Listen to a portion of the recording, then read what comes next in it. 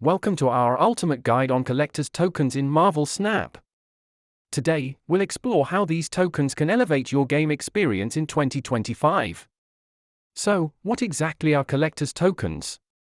Well, they're special rewards that allow you to acquire unique cards and enhance your deck.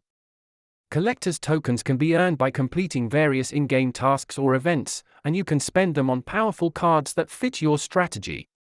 2025 brings some exciting updates. Let's dive into the changes that make collector's tokens even more valuable. Want to maximize your tokens? Here are some strategies that will help you use them efficiently and get the most out of your collection.